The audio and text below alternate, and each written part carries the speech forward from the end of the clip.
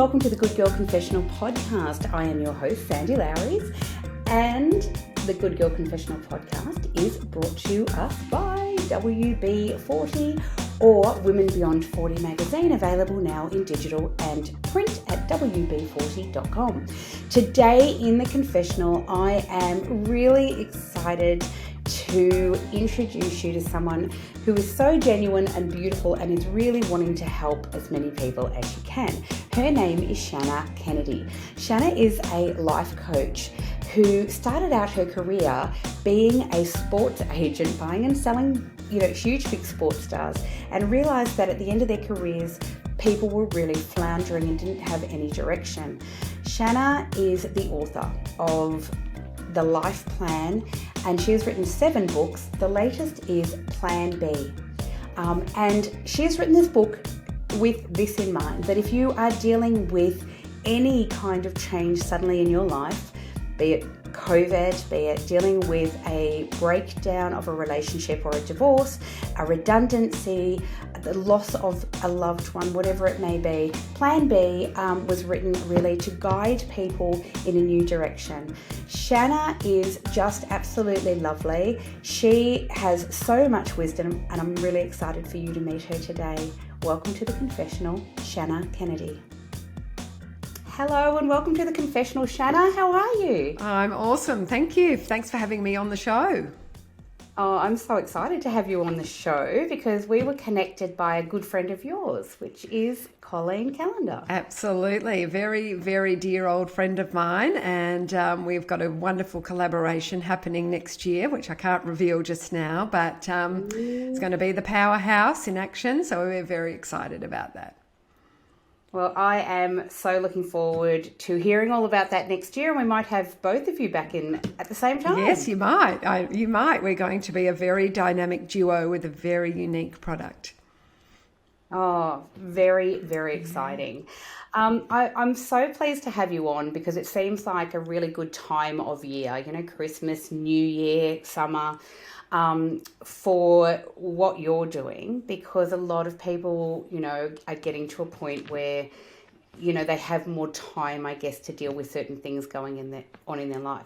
So I wanted to chat with you about your incredible book, The Life Plan, but also your newer book called Plan B. So how did The Life Plan come about? That's a great question because it certainly wasn't something I put on a vision board or a goal setting or anything like that. But basically, to become a life coach, I was in corporate sport. I had 200 athletes. I had the Jerry Maguire job of buying and selling athletes. And if you think 20 years ago, so around the year 2000, when athletes finished their career, they were a nobody. We didn't know, they didn't have media roles. They felt very lost. They didn't know who they were without their job. And I really saw the very ugly side of sport, and there was no support for them back then. So 20 years ago, I studied life coaching, and everyone told me I was a complete fool. Like, why would you do that and leave your Jerry Maguire job? And I just felt that there was nothing out there for these incredible athletes that we all have as role models, but we never saw the other side. So I really wanted to think about, they have a career plan and a sport plan, an Olympic plan, but none of them had a life plan, which is, who are you without your job? Really thinking about building yourself as the person. No matter what job we do, we feel really confident and secure and safe and calm within ourselves. So probably about 10 years in, after coaching people for 10 years and speaking a lot, I thought, I really need to put this into a book. And that's how the life plan was brought to life. But it was an interesting journey because nobody wanted to publish it. Nobody had heard of life skills written like that. There was a whole book on values or a whole book on mindfulness or a whole book on planning, but no one had seen what I'd created, which was like the Donna Hay, Jamie Oliver 4-ingredient type cookbook, which was how do we do things in bullet point form for people who don't want to read all about it. So I went to the cookbook department of Penguin, and they said, well, we'll take a very big risk and we'll put pictures in the book, because if no one ever had pictures in their book back then, we'll put pictures in, we'll treat it like a cookbook, and will take the readers on a journey where they could dip into any page and really learn a new recipe style of thing, which was all of the life and wellness skills that we need that we're not taught at school. So it came to life. It's now around the world in other languages and sold over 100,000 copies here in the country, which is huge. And I love the reward for me is really getting those beautiful emails back saying, I wish I'd learnt this at school, but I'm so glad I found the book now. Yeah, and it is a wonderful book because what you give to people is little bite-sized bits of information that make sense, that it's very easy to digest it. And that it's then easier for you to have like what I like to call, I guess, an aha moment of, oh, yes. But I think that is so fantastic what you've done. And testament to you, as you said, that it's sold over 100,000 copies even in Australia is massive. Yes. And I just believed that people don't want to read a whole book on something anymore. You know, we really need quick fixes, and people are always saying, but how to? So it was all based on the how to and taking people on a journey to build their own life plan. And we all need one. We all need to very clearly know who we are without our job. Our job is the Ferris wheel that we get on and off every day, but who are you without it? And so my job turned corporate very, very quickly because I just sat next to, at a football function, because I was coaching footballers, a guy who worked in the mortgage industry said, I want to know what you're teaching the footballers. Can you teach my leadership team? And instantly my whole business turned corporate very quickly. Yeah, wow. And just proves that there was a desperate need for it and continues to be such a big need for it. How has COVID, because, you know, the whole world's impacted by this, how has COVID actually impacted your business? I imagine quite positively in some ways. Yes, well, 75% of my speaking was cancelled within 2 weeks. So at the beginning of COVID, it was sort of like falling off a cliff, and I thought no one's going to want to pay for coaching, but the opposite happened. So instantly companies were like, come and speak to our team on Zoom. So I was doing 4 or 5 talks a week instead of maybe 1 in person. Wow. And then the coaching business tripled instantly, where people were saying, I need help. I want a new plan. I want clarity. I want fresh purpose. I want a new direction. I need mental health and wellbeing coping strategies that are real and practical and I can apply instantly while I'm homeschooling and the house is full and all of those kind of things. And I think living in Melbourne really helped that, because I was in the thick of it myself, homeschooling and having my husband work from home. So I think it was a real gift for me, and I hired myself a coach for the first year, the last year's lockdowns, and I had a coach in my ear every 2 weeks saying, find the gift, help as many people as you can, and really turning myself into service. And it was one of the best moves I made, was actually getting myself a coach at that time as well. How fantastic. And I think that there might be a lot of people out there listening, a lot of our listeners who maybe have never worked with a coach. I've been lucky that I have been able to do that, and a very good friend of mine is a coach and she's brilliant. So I understand the extreme benefit of that. But for those who have never worked with a coach, tell us why it's important and how it can actually really impact people's lives. Well, having a coach is about someone asking you the great questions that you really don't want to ask yourself, right? So that's number one, is that the coach works to find incredible clarity. It's like, let's sort out the mess first. And then let's build a pathway forward, a roadmap for your brain so that you feel in control, you know why you're making decisions, you're very clear on your values, and they can keep you accountable at the same time.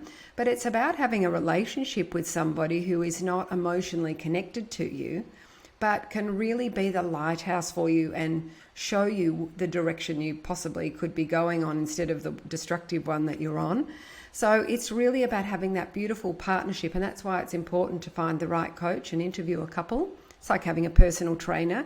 You need to go to one that really inspires you, one that you connect with and one that you feel really comfortable with, because it's a very safe environment to have 100% honest conversation, which you can't really do with your family sometimes, and you can't really do with your friends. So who can you unpack all of that emotion with, or, unpack your thoughts with. So it's a very powerful, wonderful investment into yourself to say, where am I going? Why am I going there?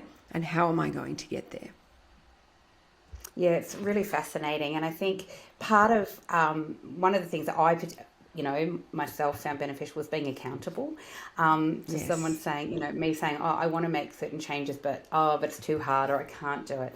And having that person actually say, holding me accountable to that and saying, well, what is in your way? What is stopping you? What are you doing? What is the path forward for you? And I think what a coach does is really simplify. So one of the books I wrote was Simplify, Structure, Succeed, is we really work with you to simplify all of the areas of your life, like do a big clean out, make it nice and simple, and then create a structure to support you for the long term, not just the quick fix. This is about the long term and making sure that your 10-year-older self is something you really aspire to be like, the better version of you, the healthier version, the more financially secure version, so that that's why you're not going to the sales now, because you've really set some amazing goals for your role model, which is your 10-year-older self. Yeah, well, that's amazing. And I wanted to chat with you about Plan B, which is this beautiful book written by Shannah. Because what's really interesting about this book, it's not just about business coaching. It's not just coaching for someone who, has a small business or a large business or whatever, or corporate. And in it, you really do talk about, and this is what I really love, whether or not you've gone through a divorce. And a lot of women in our age demographic, and a number of our listeners, have gone through some, life changes, big life changes, whether it's being made redundant, going through a divorce, losing a parent because we are part of this sandwich generation, or losing a loved one. Whatever it may be. So this was the purpose, was that right, of Plan B? Yes, and it could be a health crisis, right? So we get a curveball sent to us and a lemon thrown at us, and we really don't know what to do next, except for panic. And so this book is actually 20 years of coaching into a book, and this is the human journey that we go on, the emotional journey, with a step-by-step guide into exactly what you're about to experience and how to deal with it. And there is no book out there, because I've been coaching people saying, I wish I could give you the book on grief, or, I don't want you to read a whole book on grief, but let me just tell you the 6 stages of grief, or, let's just take a breath first. So a lot of people come to me and I'm like, just take a breath. And they said, oh gosh, that feels good, because no one's told them to take a breath first and just find a bit of space before we make decisions. So the book was written because I woke up in a sweat one day, another Jerry Maguire moment, and the whole book fell into my head in one night. And it was when everything of mine was cancelled. The kids were home, the husband was home, the world was in shock, everything's cancelled, can't see my mum in the hospital, like everything stopped. And it came to me in one night, and I thought, I know exactly what's about to happen to me. I know exactly what's about to happen to a lot of people. I've coached people through divorce a lot, of health crisis a lot. I myself had chronic fatigue and still manage it. So I had my health crisis that completely changed my life, because I can no longer be the A-type overachieving perfectionist adrenal junkie anymore, because I burn out. So I had to change who I was as a person. So I've been through the process. I go through the process of the book maybe once or twice a year for myself. When I do start to burn out, I'm like, okay, I have to go to page 1 again. So it's a little bit like you've got your life plan, but then there's a detour. So you're just going on a detour. And this is the handbook for the detour. So you may come out back on your original plan, but you might have a new plan that's slightly altered, and that might just be just as good, but you can't see it in the beginning. So it's a beautiful book to take people on that step by step, in exact order of what is going to happen to you and how to deal with it, and what questions to ask yourself, and how to structure yourself so you get to the next section. And it is a beautiful book, by the way, in the way that it is produced. It's beautiful to look at. It's really a stunning book. But what I really, really liked about it, and it's really funny that I think you touched on this before, but I actually, in reading the book, was thinking to myself, why didn't I have this 11 years ago when I went through a sudden divorce? Yes. Yes. I was, in such a state of shock, and no one explained to me at the time. I quickly figured this out, but no one sort of says to you that a divorce is grieving. There's a lot of grief involved with that, and there are stages of that as well. And you're so frozen and paralyzed. I think when anyone goes through loss or grief or trauma, and not knowing, well, where do I go next? How do I even start to work things out so I can step forward? And it might be, you get a cancer scare or something like that. Your life instantly stops. And we've all know what that feels like, to be fetal position in the shower, just going, I don't know what to do next. I can't even breathe. So it was really a handbook to be a giant hug for people and to really hold their hand through it. So I hope it does become the Divorce Handbook, because I just think so many people don't know, and they don't know who to trust, and they've got no one's hand to hold. I hope for people who do get that awful diagnosis of cancer or some autoimmune disease, that this book will hold their hand, because there is no guidebook for it. And we all just need, if we had instructions, remember the brain needs a map. When the brain doesn't have instructions, it does whatever it wants with your hormones, with the weather, with what someone says to you. And if we don't program in for ourselves exactly what the next steps are for ourselves, we find that we do go into those awful spirals. So yeah, that was the main reason for writing that book. Well, congratulations on it, because it is fantastic. I will say that. And there's beautiful things that people can actually work through as well. This is what I really love. So things about self-sabotaging, and I know that's a huge thing, especially for women, because we tend to, women who are in business, or even not just even in business, we tend to, if things are going way too well, it seems to be more of a female thing than male, but not always. We get imposter syndrome. Yes. And we start to actually trip ourselves up. Very, very common. I coach a lot of people through that too. And it's just this awful thing that comes in, doesn't it? That says, I used to walk on stage, there was 1,000 people, and my immediate thought is, oh, I'm just Shannah and I live in Hampton. What a ridiculous thing to say to yourself. And it's really about learning to have a great relationship with yourself, who is your best friend, and learning to hold our hand for our best friend, who's that beautiful person looking back at you in the mirror, and saying, let's go on this great journey together. Now, you wouldn't talk to your best friend that way, so let's not talk to ourselves that way, and just really visualizing and seeing yourself in the mirror as your best friend is incredibly helpful. And all of my clients have to do a lot of mirror work to build that beautiful relationship with themselves, because the only person that you're with from your first breath to your last breath, 24/7, is yourself. It's only yourself. People come in and people go out, and friends come in and go out, and marriages come and go, or whatever it might be. Our health is the machine, the body that harbors the soul. But this beautiful relationship of compassion and empathy and encouragement of ourselves is so important. And that's the one thing we're never taught, are we? People go, oh, am I really too full of myself if I look in the mirror? And I'm like, well, we're looking at our soul. We're going on this beautiful journey on earth together. Let's make it as nice as we possibly can and as kind as we possibly can, and stop that inner critic. Oh, Shannah, they're beautiful words, because if we were as nice to ourselves as we usually are with other people, wouldn't the world be fabulous? Oh, I tell you, it would be a very happy place, a very happy. Some of the things that people say to me in our coaching sessions about the way that they speak to themselves and how hard they are on themselves and how their expectations are so high for themselves, and I'm one of those. But I've really learned to find a little bit of grey. Not everything is black and white. And I've really learned to soften the edges a little bit, rather than be so harsh. I've just softened it all. And I do think of that little girl coming home from school, and what would I say to her? If she said, oh, I've had this really big day, I'd say, put your feet up, go and take a breath, not go and do more and go to the gym and slaughter yourself even harder. So it's been a real journey for me to really learn that as well.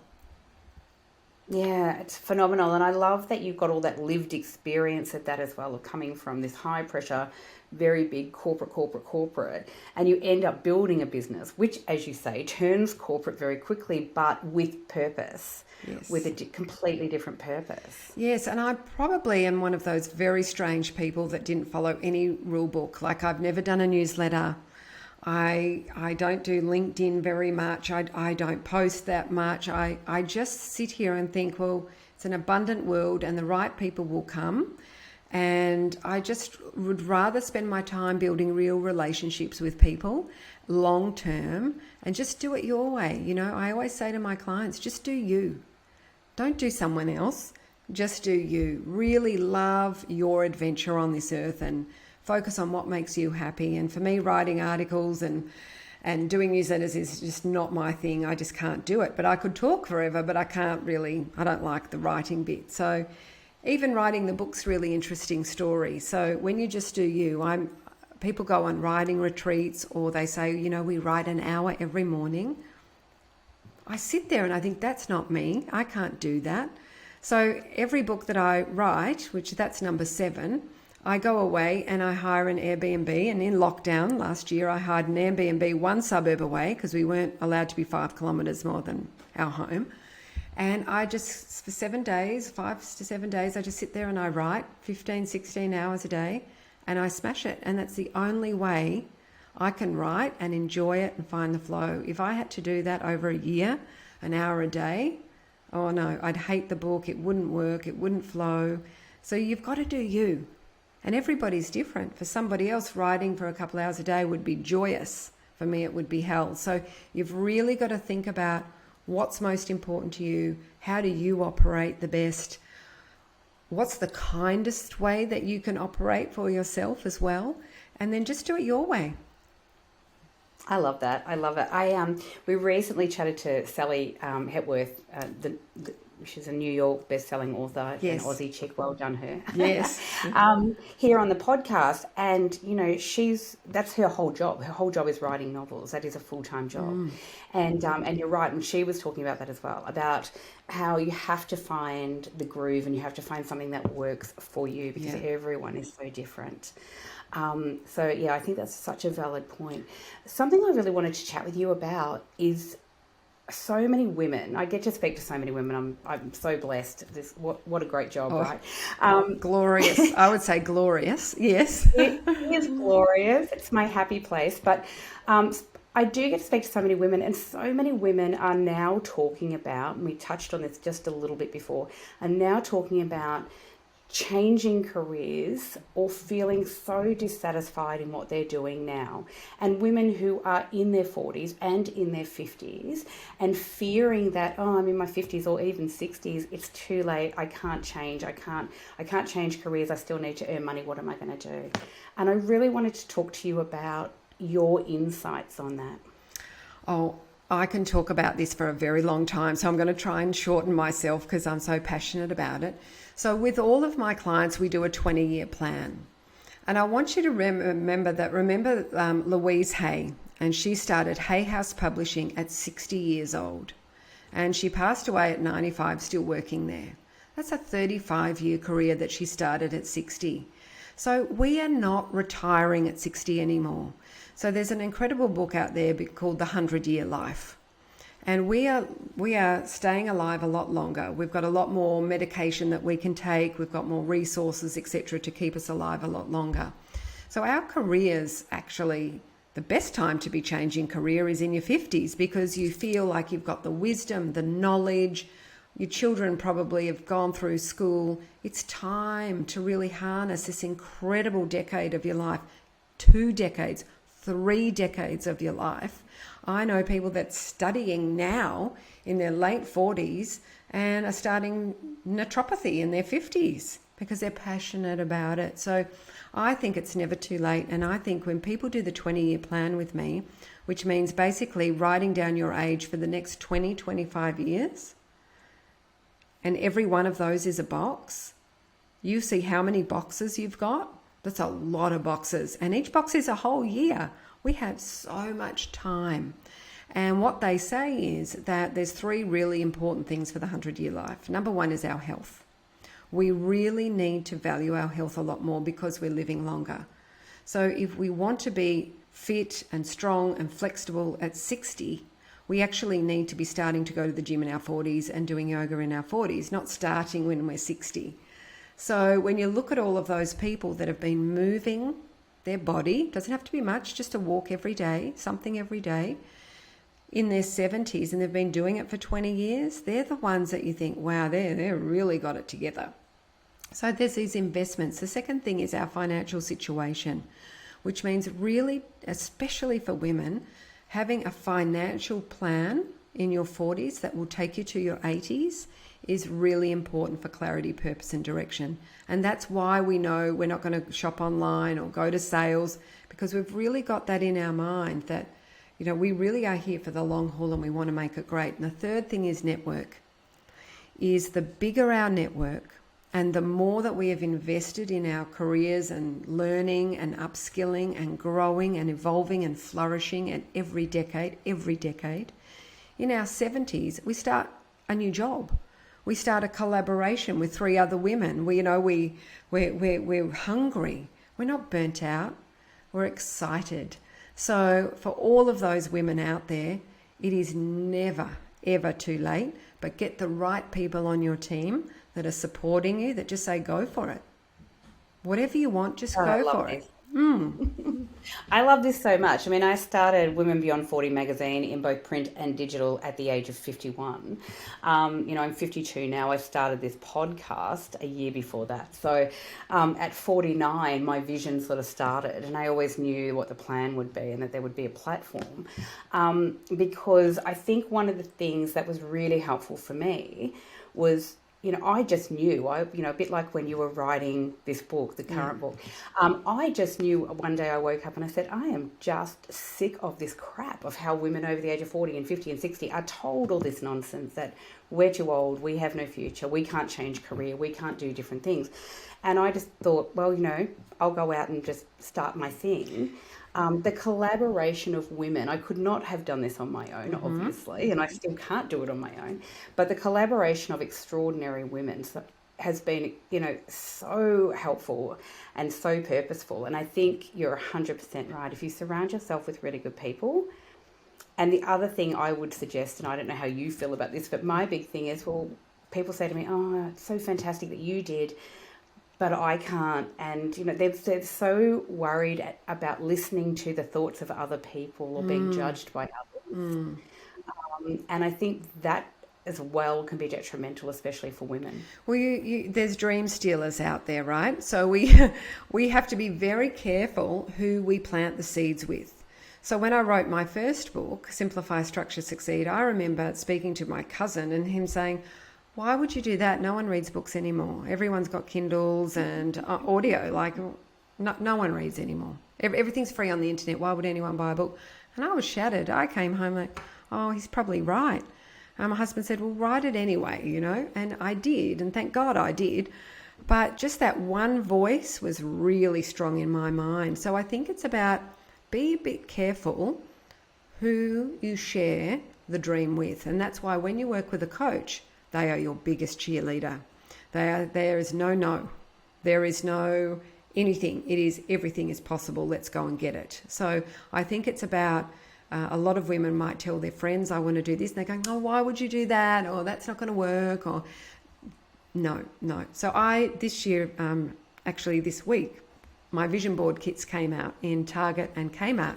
This is another little project. Congratulations. Thank you. I'm very excited by them. So I've been doing vision boards since I was 15.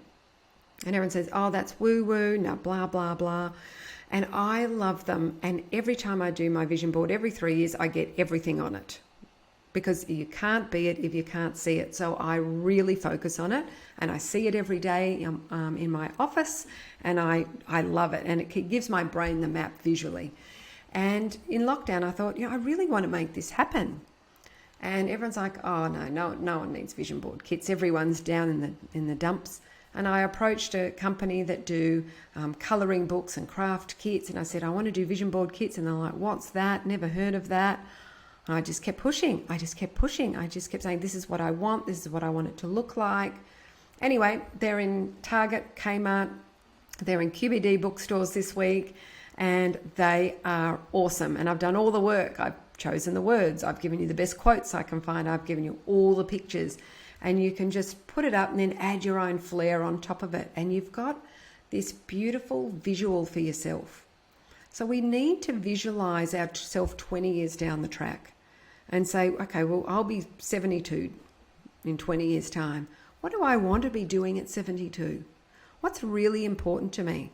Oh, then I've got 82, and then maybe I'll get to 92. But that's a lot of time. There's a lot of time. There is time to overhaul diets one step at a time. There is time to move our body gently every day.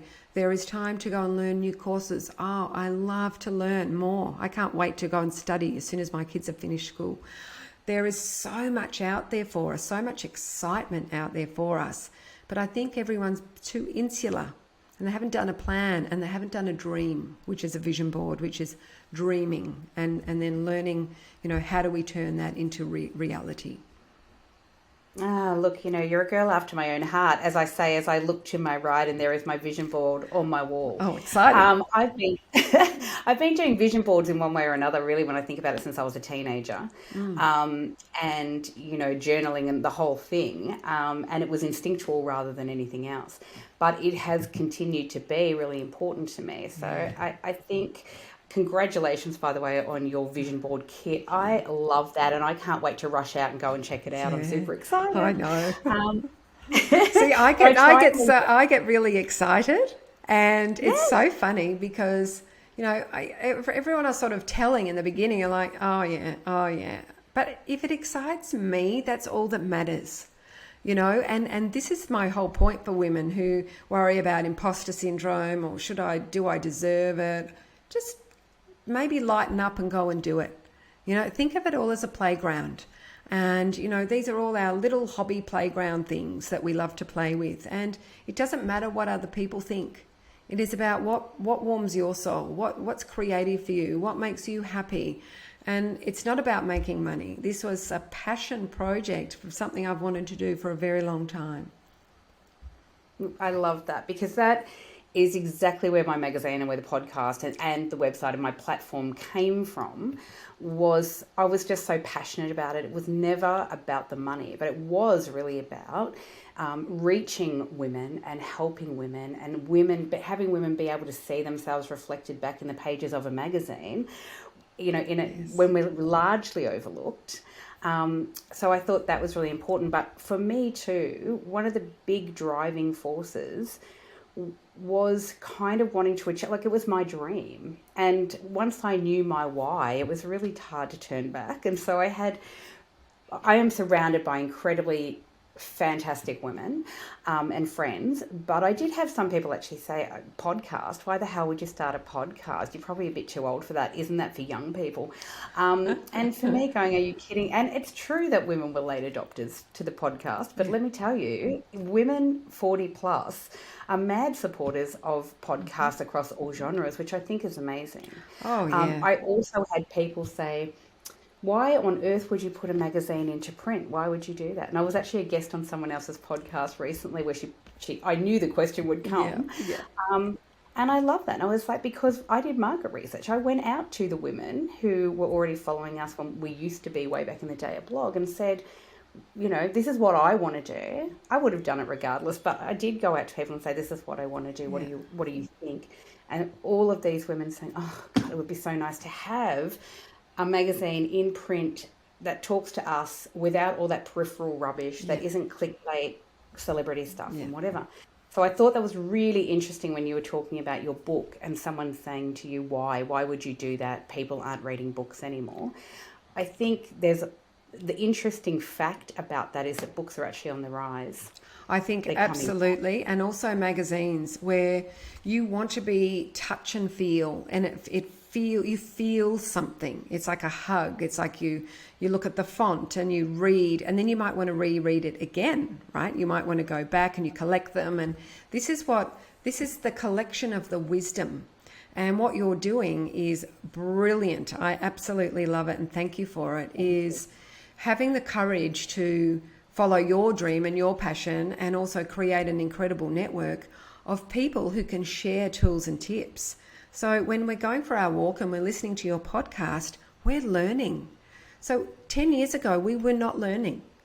We would learn if we bought a book and read it and highlighted it. But now we can learn every single day. If you walk for an hour a day and listen to a podcast or listen to all of your guests, imagine the learning. We don't need to go to a course. There's so much to learn from these real life experiences, and you're providing that to the world, which is just, I think, outstanding.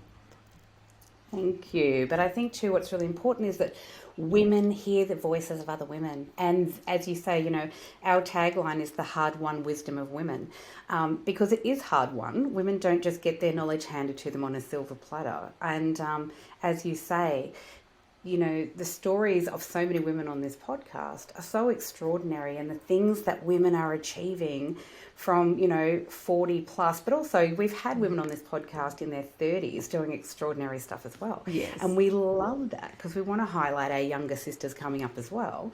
But it's so important for whoever we are, it's really important to see representation that means something to us. So to see women in our age bracket reflected back, to hear the voices of women telling us that they are doing incredible things, much like yourself, to say, well, I know I've done all of this for 20 years and I know this stuff, and I'm going to put it in a book and I'm going to help as many people as I can. Yeah. And now you've gone on and written 7 books, yes, which is extraordinary. I know, who would have thought? And my English mark at school was a D. Like, I'm actually not even a very good writer, and I've never really read a book growing up. So it's just, my mum always laughs and said, who would have thought, you...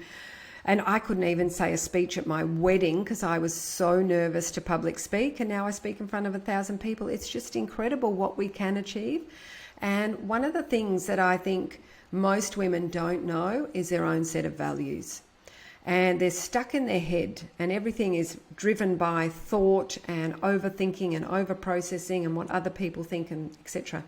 And my job as a coach is to bring them right down into their belly and go, what is most important? What do you value? Because your values are your purpose and your why for the rest of your life. So mine is health first, mental, physical, and emotional, and spiritual. There's 4 buckets to health. Then it's family. How do I show up as a coach, as a friend, as a mum, as a wife? And the third one is achievement. If I'm not achieving every day, I'm not happy. So that's the boss, not my job. And what we do is we have to create activities that fill the buckets. And when we choose careers and we choose decisions and make decisions for the rest of our lives that fill the bucket, that's when we know we can't go wrong. If we're chasing something that's what we think is important but we're not feeling, we'll always go wrong. And my values have been here. You can't see that for those listeners, but there's a little sticky note here where my values are on this dirty old sticky note that have been there for 20 years. And every day when I come to work, I'm like, oh, that's the boss. Am I making decisions to fill up those buckets? Because if I'm going off doing too much in the other way, I'm either going to burn out, crash, I'm going to become too head focused, where I get stuck on that loop of overthinking and not following what I'm passionate about. So if we could teach women to know their values, which the values games are in every single book I've written, I think that's the heart and soul that we don't learn at school. And your job, doing your podcast and your magazine, etc., is filling your values. It's filling up what's important to you. And that's why it's working, and that's why it's soul nourishing, and it's why it's feeling so good. Same for me, writing books is creative and I want to help more people. Coaching is my heart and soul. Speaking is more financial. It's all got little different taglines to them. Sometimes we go on a holiday for the physical bucket. It's an adventure holiday, but sometimes I need the emotional holiday, which is a health retreat, or I need to switch off. And so when we're really aware of the buckets, then we can make decisions that fill them, not empty them.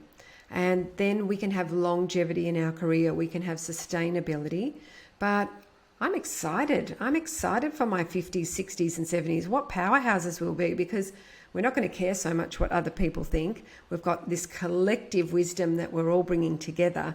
And I think we can really achieve wonderful things for other people, but also feel very calm and confident in who we are. Preach, sister. I agree with all of the above. I think what's so beautiful about that and what you're saying, I know people will be walking, listening to this or doing their housework and listening. Some of my listeners do that. And I love that. Or they listen at the gym. Yeah. Great. People will be listening to you right now and thinking, oh, yes, I know I need to make some changes in my life. I just didn't know where to start. And so this is where, what you've done is so fantastic, because you know what, there's a lot of kind of diaries out there and, write down this or do that. What you have done by writing the life plan and all your other books in between, right up until now, is give people a feasible way forward in language that is accessible and understandable. Yes, that language is, because I'm not really great at English, is real life language. And it's all about, you have to know your values. If you don't, it's like you're building a house on stilts and that could fall over. You're going in the wrong direction. But when you really do the work and sit in your values and you understand them, you have purpose for the rest of your life. And it's such a shame we're not taught that at school, because then people get to their 40s and 50s and say, okay, I think it's time I learn them. And then we start again, but we've still got lots and lots of time, which is fantastic. But the confidence, the calm confidence that comes when you know your values, it's so easy to make a decision. It's so easy to be creative. It's so easy to not worry about what other people think. Is one of the most important things that we can teach people. And if we could just share that message and ask people to sit and be very comfortable in their values and write them down and have them on the wall so they can see them every day, life becomes actually pretty simple. It's not very complicated. But we overcomplicate it when it's in our brain. So we get out of the brain into the 3 values. Everything is simplified instantly. I love that. And I'm a big believer as well that, I can't live in, too much chaos and mess. I can't, because I can't think like that. But I think people might have the neatest office and the most beautiful home, but inside their head, they're so jumbled, they can't break it down into little bite-sized pieces, which is where, people like you come into play. Yeah.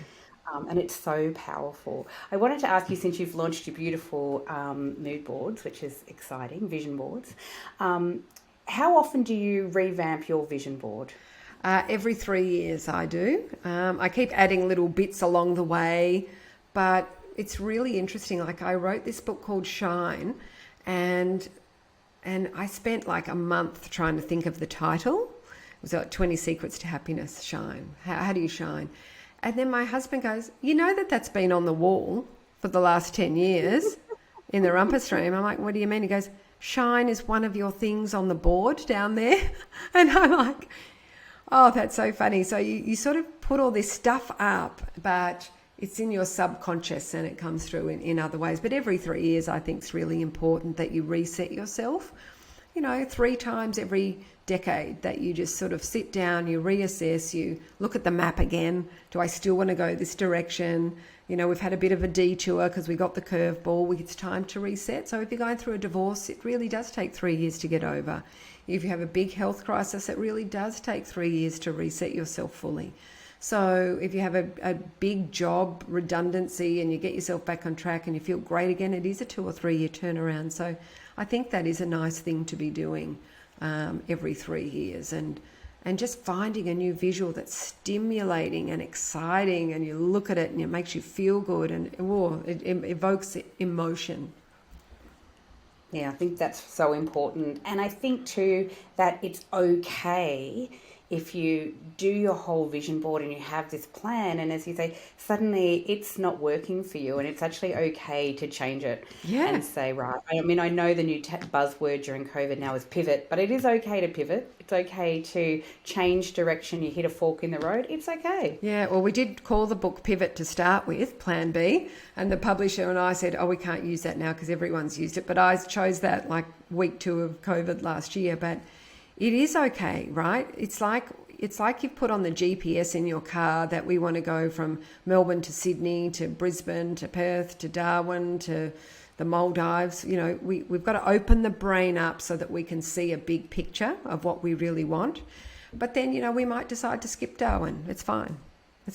But along the way, we've added some really exciting little detours, you know, so it's about not taking it too seriously. People take life way too seriously. We just need to take a breath. We need to find joy in today. And I always say plan in decades. So think of your 10-year-older self, you know, think in years. So just think about this year as part of your 10-year plan, and then plan in months so that you can let go and live in today. You've done the work. You've got the map. You've got the vision board. You've got to see it in pictures. You see it in goals. Then you plan the month on what the structure is, and then let go. Then just allow yourself to enjoy today. Allow yourself to, I love just being here with you. Just enjoy where you're at in the moment. You've done the work. It's most people don't even allow themselves to enjoy the moment. Yeah, well, thank you so much, because that's just such beautiful advice. I am so thrilled that you joined me here today, and can I tell you that just even talking to you has given me a lift. So I'm sure that my listeners will be like, yes, I'm gonna like. So it's a really good time, you know, with the new year coming in, fresh starts, all of those things, as you say, to plan ahead. I will put up all the links so that everyone can follow you, Shannah, and also so people know where to buy your books. Mm-hmm. And also, I'm going to tell everyone, rush to Target and Kmart and get yourself the beautiful vision board kits. I think that's amazing. Oh, thank you so much. It's great. I am so excited. I really think that you find the gift in today, you know, and remember, everything happens for you, not to you. So when people get tripped up and they're like, why did that happen to me? It's happening for you. It's taking you somewhere. So a lot of my clients goes, I got overwhelmed and I'm anxious. Like, well, let's simplify it, but it's happening for you. It's trying to tell you something. So let's listen. Let's really listen, and let's take some really great action to move forward. So thank you for having me on the show. It's awesome to speak to you. Oh, you're absolutely amazing. Thank you so much for coming on and sharing your wisdom. As I said in the show notes, I will put up all the links to Shannah and her extraordinary books. And now, how exciting, vision board kits, because I'm going to rush out and get one myself. Fabulous. You'll love it. Super creative activity. Yay. Thank you so much, Shannah. Okay. See you next time.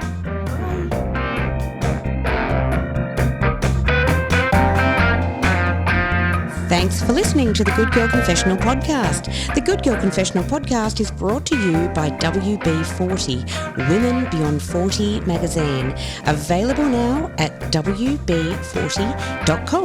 The Good Girl Confessional podcast is available on Apple Podcasts, Spotify, and wherever you listen to quality podcasts. We're also now available on YouTube.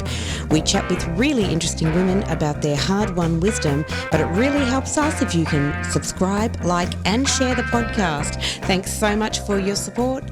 Bye for now.